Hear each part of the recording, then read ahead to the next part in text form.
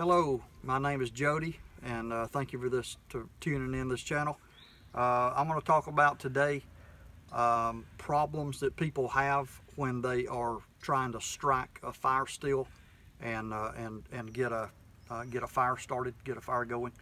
And so this is the problem a lot of people have, is they strike and they either don't get any spark or they get very little spark. And so I'm going to go over some of the science or physics behind how to get a good spark.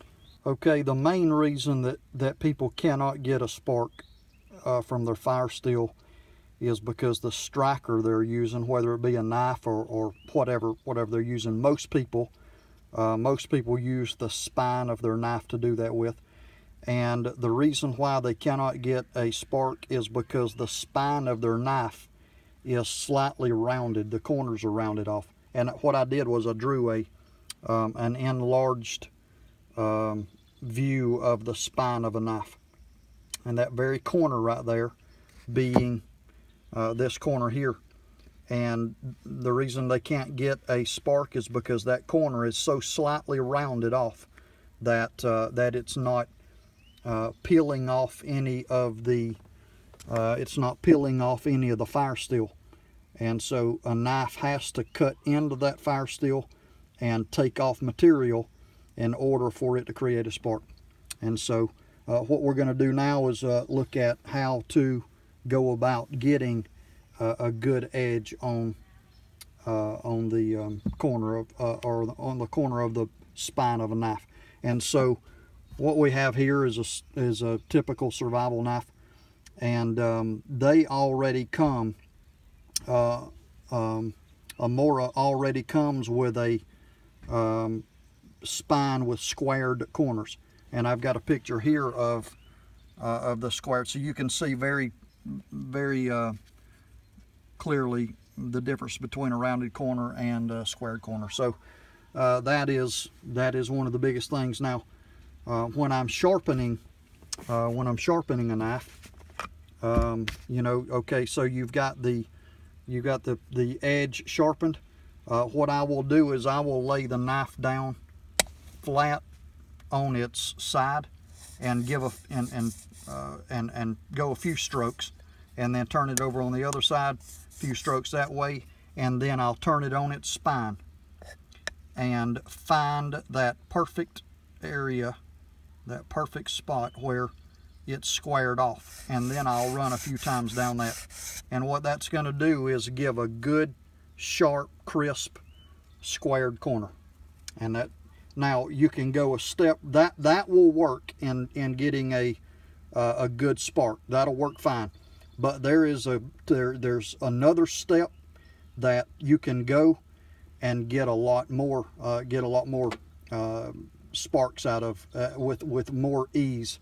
Less muscle, less effort, you can get sparks. So in a survival situation, your hands are freezing cold. It might be the difference between getting a fire started and not getting one. So and there's also another purpose I'll go over with the turning the burr. So now what I want to do now is I want to show you another picture, and it is.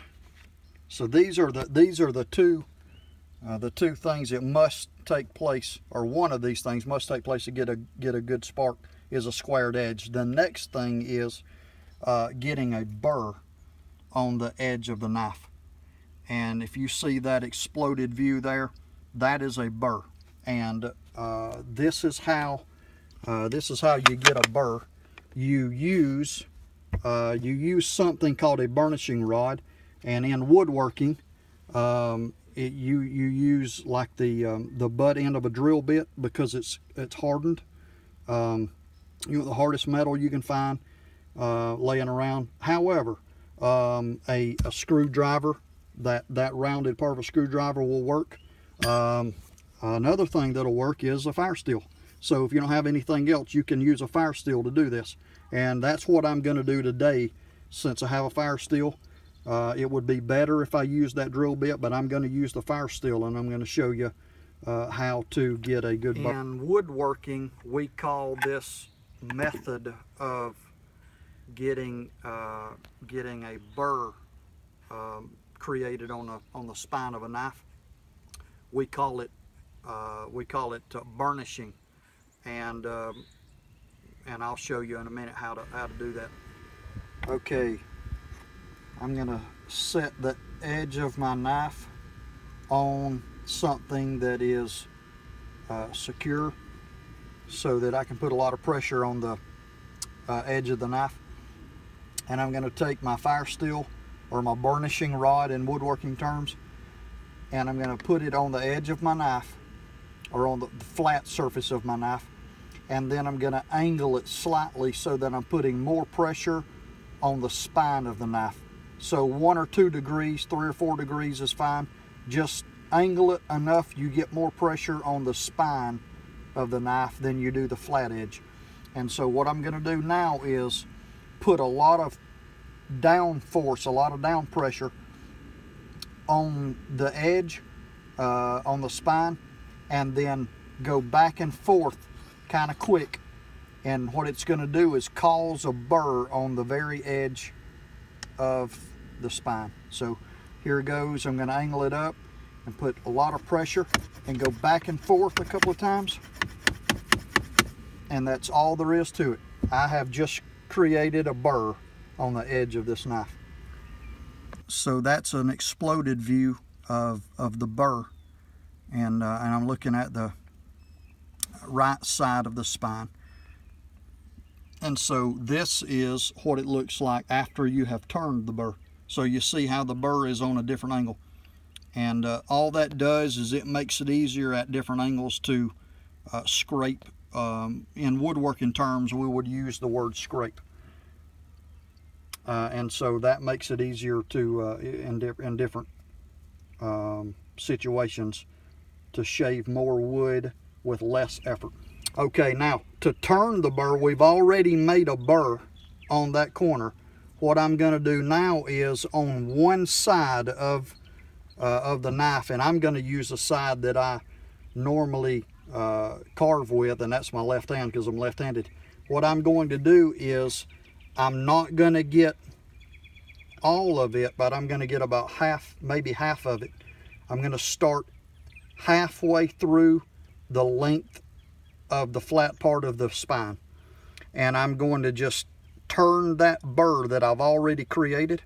I'm going to turn it over, and we're going to do it by burnishing this edge right here, like that right there. What I just did was I turned that burr that was sticking up, I turned it over. Now the reason that I only turned the burr on half of the length of the spine is so that that I can use that area to scrape wood in order to create a pile to put my sparks into to start a fire with, the tinder. The reason I did half of it is so that I can use from the middle section over to that edge, that area right there, and scraping either the best thing to scrape is fat wood or pine lighter, and so you can create a pile to put the spark into. And the reason why I did not turn the burr, but I left the original burr that we made on the side, is so that this edge you can use on the fire steel, and you can use that edge from the middle over here as a striker, and then you can use from the middle to that edge to do the scraping. You can also not only can you can put a burr on this side or turn the burr on that side, you can do the other side as well. So you can utilize all of the surfaces of your spine to get a burr on, and so you can use it however you want to. If you change hands or whatever, happen to be like me and are ambidextrous, you can use both edges. And so I just wanted to kind of clarify why I only turned the burr half of the way up, is so that I have dual uses. And so that just makes a lot more sense to me to do it that way. I also want to add that if you purchase a fire starter, a fire steel, some of them will have a striker attached to them, and they're small. Sometimes they're kind of hard to use. So my preference is to not carry along a striker when I already have the best striker you can get on the spine of my knife at all times. And so if you choose to bring a striker with you that's attached to the fire steel you have, that's fine. But I know a lot of people like to streamline, carry less weight, and with this method you can serve two purposes. One of them is striking the fire steel and getting good heavy sparks, and to be able as well with the same tool to be able to shave off tinder in order to get that spark off the fire steel to ignite very easily into tinder, whether you're using pine or fat lighter, and so whatever you're using just makes it easier, less weight, and hope that helps. Well, my camera woman ran off, and so my 11-year-old daughter Phoebe was doing the filming. So wrapping it up now. Hope that you've learned something that will make it easier for you to process an edge and get a good shower of sparks. Thank you so much for tuning in, and we'll catch you on the next video.